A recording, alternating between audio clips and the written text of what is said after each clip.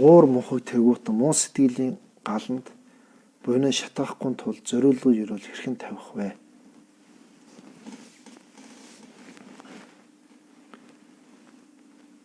Буян хийчээд буян хураачаад уурлах, эргэлзэх, буруу үзэл тэргүүтэнд автгаас өмнө за би энэ хураасан буйнаа агуу юунд зориулвал агуу болох вэ гэдгийн жишээнүүд байдаг. Нэг нь бол би энэ хураасан буйнаа өөрийн энэ насны ээж тэргүүтээ амтан бүгдийг зовлон бүгдээс нь би хагцуулж өгье.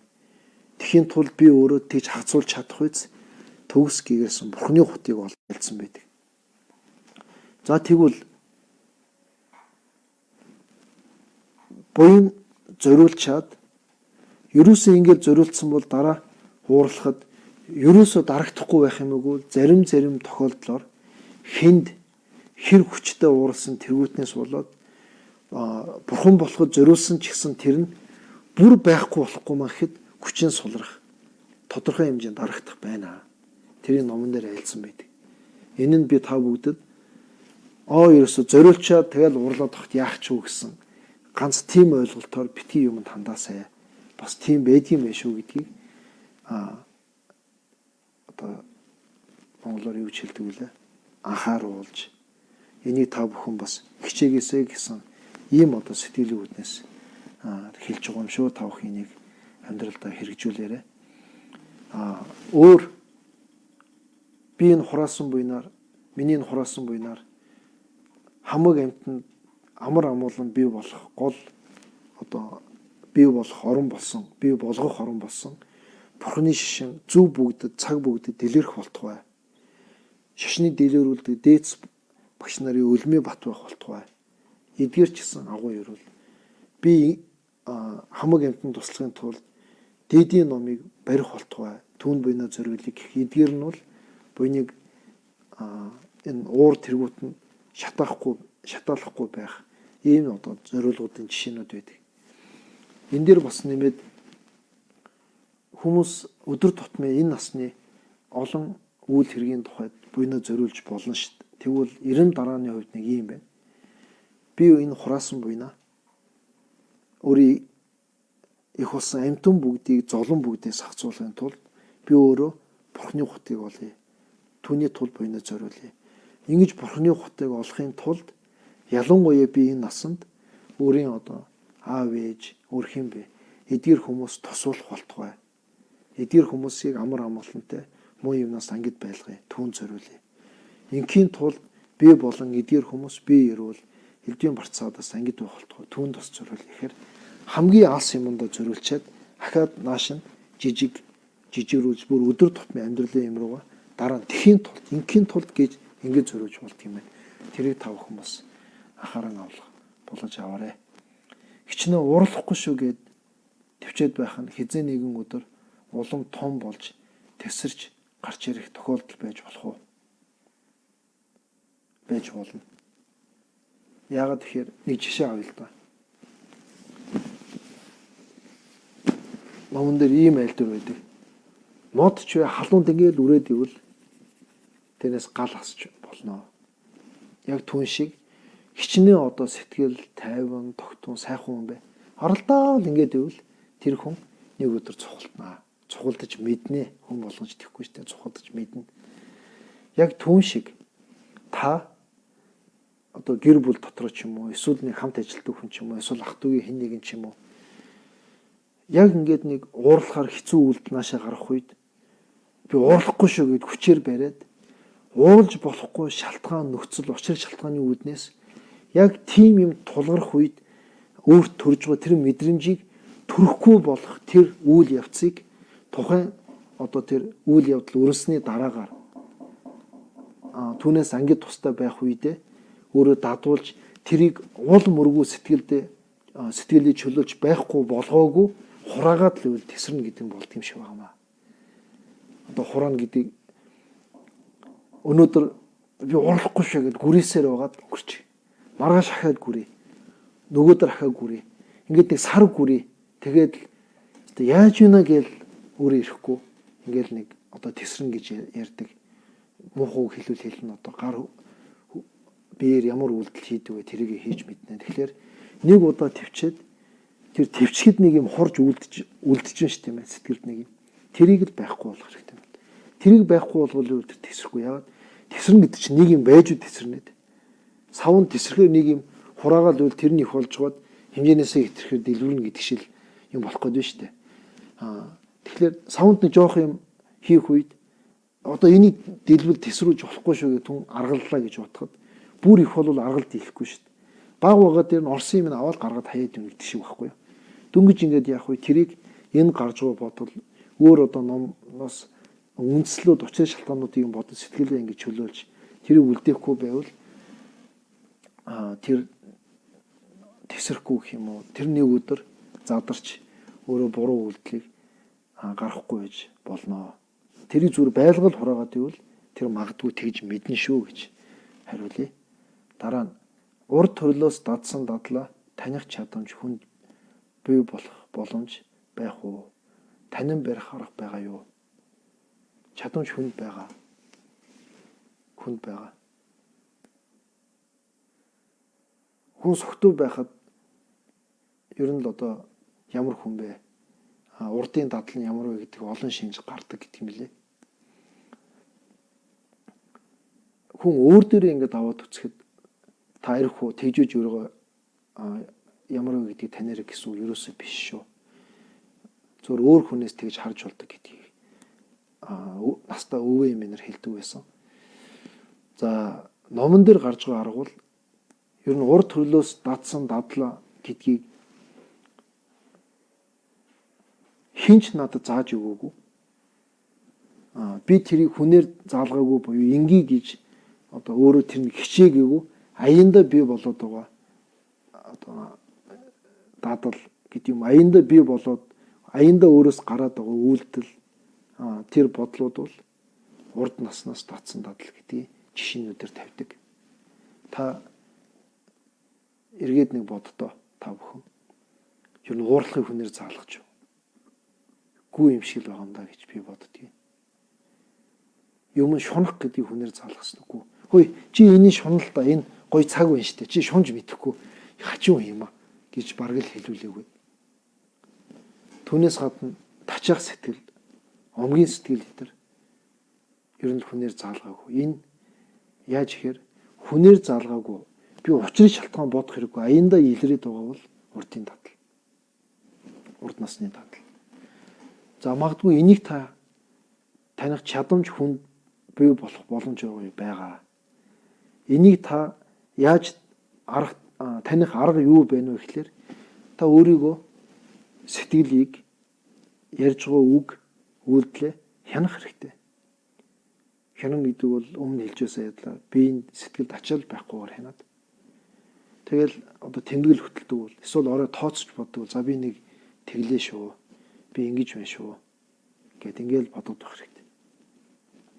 Ингээ ажиллаад байхад би чи юусоо ийм дутагдaltaй хүн юм байна. Би чи юусоо ийм алдаатай хүн юм байна гэдэг нь бүр тов тодорхой танд батлагдана. За тов тодорхой батлагдсан тэр алдаануудаас би юусоо энийг тэрнтэй найзалсан сошиал би юм болсон. Гэвөл тэр таны урд насанд адуусан гол авьяас гэхгүй байх гэж би эргэл зүйтэй хэлж байгаа нь хүн болгоных адилгүй байдаг. Энийг бол хамгийн нэрийг бурхан л болгож айлдах байх. Номонд айлдсан байдгүй ийм жишээнүүд байдаг учраас би байх гэж хэлсэн. За түүнээс гадна ингээл дадуулаад багт ер нь би чи ийм ууртай хүн юм да. Энийг над хинж зааж өгөөгүй юм байна шүү гэж та яг таньж чадвал та өөрийгөө хянжгаад олон үйлдэл давтамжаас нь таньж аваад ингээд өөрөө түүнийг таньж чадж байгаа тань чадамж байгаа гэдгийг нотлохоо буюу жишээ болно. Та түүнийг танин барихын тулд хянаад түүндээ дүн шинжилгээ хийгээд тэгээд дараа нь туршиж үзэх хэрэгтэй гэдгийг. За би нэг ийм бодолд автдаг хүн юм байна да. Гэвül дараа нь тэр бодлыг ямар юм ботхоор төрөөд байна. Тэрийг бодож үздэг баг. Тэнгүүл төрөөл утгын ойлгонгоо намжаал. Одоо сэтгэлээр сүлдээ хянаад ингээд болохоор тоглодог болт юм байна л да. За өнөөдөр нэг уур гэж юм ер нь нэг төрхнөөгүй нэг шалгаад үздэг юм уу гаал. Дургу хүнээ над гаргасан дургу одоо миний сэтгэл дургу одоо юу гэдэг сэтгэл цогл төрөх гээд үүдэг. Тэр үйлдэлийг нь бодохоор Яг төрөхөд эхлэхгүй шүү. Одоо тэхгүй шүү. Нөгөөдөг чинь хэвэндэл байна да гэх жишээний. Энэ бол өөрөө хянж гоод дараа нь аяар нь ингэж төрүүлэх үү болох уу гэдэг гарт орж ирдэг юм байна. Энэ бол таньж барьж байгаа. Одоо тэгж төрөний хэлсэн арган дагуу бодохоор тийм үр дүн гардаг гэдгийг жишээнээ санийхан авсан. Орхын бод сэтгэл өөр төрснийг яаж мэдэх вэ? Ерөөхөн бодийн сэтгэл, орхын бодийн сэтгэл гэж хоёр байгаа. Одоо ерөөхөн бодийн сэтгэл гэдэг би амьтан бүгдийг зовлон бүгдээс хацуулахын тулд би бурхны хутгийг олъё гэсэн энэ сэтгэл хүчтэй төрөл олъё гэдэг чинь одоо ерөөж одоо тэхимсан гэсэн байгаа үстэй. Энэ ерөөхөн бодийн сэтгэл. Амьтан бүгдийг зовлон бүгдээс хацуулахын тулд би бурхны хутгийг олъё. Бурхны хутгийг олохын тулд би хизээ бурхан болон тэрийг хүртэл бодис садын явдлаар би явъя гэж амлаад ингээд явх үед ерөөхөн бодийн сэтгэл өөр төрдөг юм байна. Тэрийг уучлаарай орхын бодийн сэтгэл төрдөг. Би сая яг үг нь бодол үг хэрэг зурсан байна. Хамаг амьтныг зовлон бүгдээс хацуулахын тулд би бурхны хутгийг олъё. Бурхны хутгийг олохын тулд хизээ бурхан болон түүний хүртэл бодис садын явдал буюу амьтны тусыг бүтээх явдлаар би явъя. Энэ зам бүрт би орё гэд ингэж шийдээд эцэслэн шийдээд ингэж явах үед бодийн сэтгэл нь орохын бодийн сэтгэл болдог. Үүний жишээ бодис садын явдал орох номдэр авсан байдаг. Би нэг тийшээ явхансан гэж бодох. Яг явж эхэлж байгаа. Энэ хоёр дээр явхансан гэж бодож байгаа. Ерөөхөн бодийн сэтгэлийн жишээ. Яваад эхэлж явах үеийн нэг өөртний сэтгэл мэдрэмж байгаа шүү дээ. Тэр бол орхын бодийн сэтгэл болон тэр сэтгэлээр явж явах үеийн мэдрэмж ингэж жишээ авсан байдаг. За энэ орхын бодийн сэтгэл өөр төрснийг яаж мэдэх вэ? Өөр төрснийг судар дээр орхын бодийн сэтгэл төрсөн хүнд ийм шинж байдгаа. Ийм шин чанар байдаг. Ийм одоо чадвартай болдог гэдгийг мэдэж аваад тэр нь надад байна уу гэж өөртөө ингэж харьцуулж бодож л мэднэ. Тэгэхээр энийг орхын бодийн сэтгэлийг төрөхөөр ямар шинж төрдөг вэ? Тэр төрсэн шинжүүд надад байна уу гэдгийг та харьцуулж мэднэ. За нэг жишээ хэлээсэй гэж бас зарим хүн бодож өгч болох юм. Нэг жишээ ийм байдаг. Хамаг амьтны тусыг амьтан бүгдийг зовлон бүгдээс хацуулахын тулд би бурхны хутгийг олъё гэж бодоод тэр сэтгэлийн хүчтэй төрөөд нэг амьтныг харах амьтны дууг сонсох сэтгэлдээ бодох дээрүүд энэ амьтны тус бурхан болё гэсэн бодол аяндаа төрөөд өөрөө ирэхгүй нүднээс нь одоо нүдэнд нь нулимс хурж хоолойн зангирдаг. Амьтны тусыг хийхин тулд би бодис садын явдлаар явъя гэхэд арай төдийлэн яг тийм мэдрэмж арай төрөхгүй. Яг тийм шинж хүнд ирдэг гинэ. Тэр үед бол ерөөхөн бодийн сэтгэл төрсөн орхын бодийн сэтгэл төрөөгөө байгаа үе тийм байдаг. Орхын бодийн сэтгэл төрөх үед би бодис садын явдлаар явъя гэхэд өөрөө ирэхгүй одоо учрын шалтгааны үүднээс биш аяндаа тэгж бодогдох үед хоолойн зангирах нүдэнд нь одоо нулимс сурах тэргүүтэй ийм шинж өөрт нь аяндаа ирж үүдэг. Энэ бол гадна талд бий болдог шинж.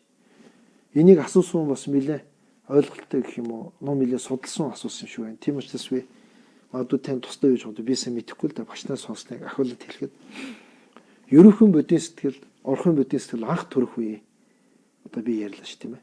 Тэгвэл төрсний дараа энэ хоёр ээлжилдэг юм байна. Ээлжилдэг юм байна. Яаж ээлжлэх вэ гэхээр би хамаг амьтныг зовлон бүдээс хацуулахын тулд би бурхны хутгийг олъё. Бурхны хутгийг олохын тулд бодис садын явдлаар амьтны тусыг бүтээе гэж энэ сэтгэл өөрийг нь нэлээ эзэмтдсэн энэ сэтгэлийн хүч сулраагүй байгаа үед бол хүнд нэг өөр мэдрэмж төрдөг юм байна.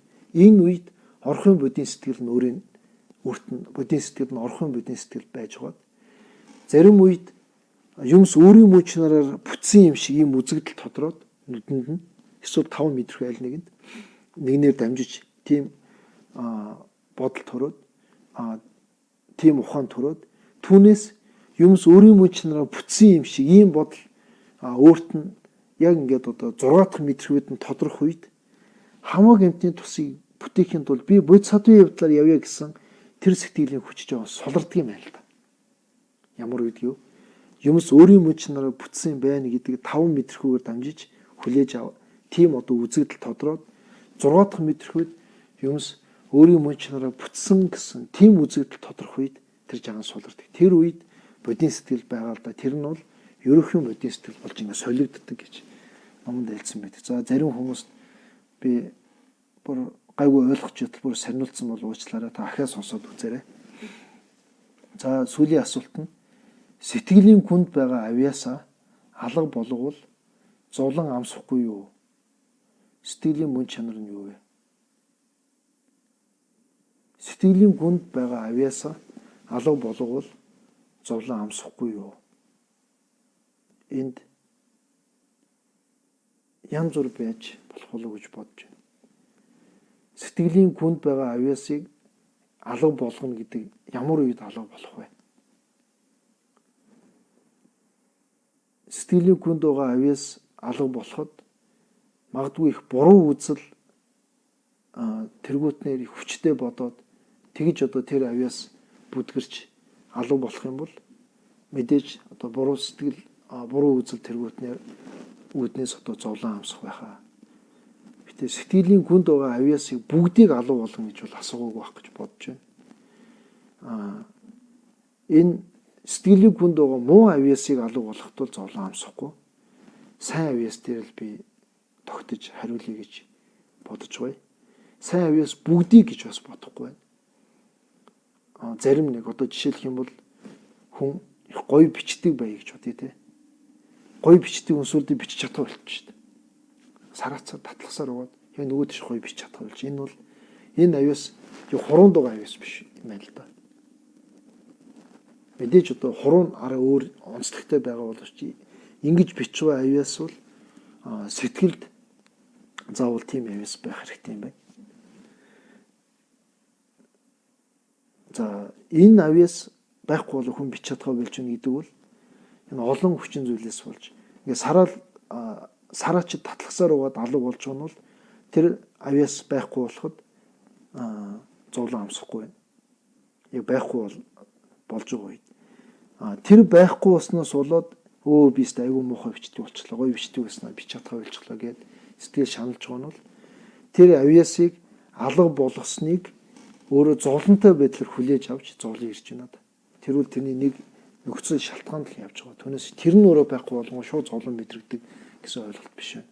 Харин буруу үзлэр хүн ерөөсөө эн чинь нүгэл хийж болохгүй шүү. Ээжигээ муугар хэлж болохгүй, ээжигээ харааж болохгүй шүү гэдгийг гайгүй бодолтой явсан хүн чинь нөгөө нэг тэр авьяас нь ээжийг харах зүгээр яа зүгээр шүү дээ зүгээр гэдгийг буруу хүний нэг буруу ухуулга найз нөхдийн нөлөө гэж айхтар юм байна.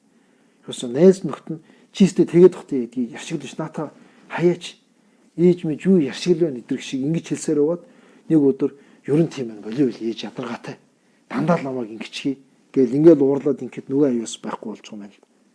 Тэгвэл тэр сайн авьяас байхгүй болох үед яг нөгөө нэг буруу үзлэр яг хүчтэй эзэмдэгдэх үед өөрөө тэр сэтгэл шаналл солигдоод ирэх бас байж болдго юм байна. Сэтгэлийн мөн чанар юу вэ гэдэг бол сэтгэлийн мөн чанар гэдэг маань за би 6 дахь мэдрэхүүдээр яриа л да. Тэгвэл хүний дотоод сэтгэлд нэг юм тодорж байгаа тэр нь өөрөө л сэтгэл. Түүний мөн чанар нь тунгалаг огторгуйтай адил гэж номдэр хэлсэн байдаг. Сайхан цэв цэлмэг огторгуй тийм байтал үйл нүүж ирээд бүрхээд авдаг ш тийм ээ. Тэр бол сэтгэлийн мөн чанар өөрөө огторгуй адил тийм байтал муу сэтгэл эзэмдээд авах үед үйл бүрхэж байгаатай адилаа. Тэр муу сэтгэл үйл байнгын тэгж явахгүй. Тэгээ нүүрхэн үйл одоо нүүн гэж ярьж штэ нүгээд тэнгэр цэлмэх байна. Тэрэн шиг муу сэтгэл насан туршид нь тасралтгүй тэгээд үйл бүрхчээд байгаа шиг тэхгүй. Тэр өөрчлөгдөх байна. Зүрх сэтгэл эзэмдэх байна янз бүр. Тэр хизээж бүрхгүй болгочвол хүний тэр одоо сэтгэл ит чинь юмс үүдийг хамгийн нарийнаар мэдэх юм боломжтой байгаамаа гэж номон дээр альцсан байт юм аа. За ингээд өнөөдрийн номоо үгээр дүүргий. Сүүлд нь тэр зориулга асуусан нэг хүн. Тэгэхээр зориулгыг ярьсан болохоор та бүхэн буйнаа зориулах хэрэгтэй. Та зориулгыг түрүүчийн адилаар бодорой. Би номыг уншия. Jambal bawe che tara chenpa tang kundu sambo deyan deshen de teta kunje je so taglo gewa de ta tamje raudong dusam shebe jalwa tamje je ngoba kanla chodong auba dashan gebe zawa degon jang sambo je chan raudong obaraj 타게 제네 사비 개와데 단단 도와 군라 간펜 자바라 제존 로산 다바이 덴비 냠보 린돈 살제쇼 다소 남제 제던 동비자 제더라 상바 이천 조바 나돈 기소 바르도 제베스 네바라 셰바라 진제 랍드 소 마조 서레제 제베 잔라 덴데 루와 메베 덴바 타게 라산 다베 토도지 남도 몬베 네데 도바르쇼 자타우훈 바이르라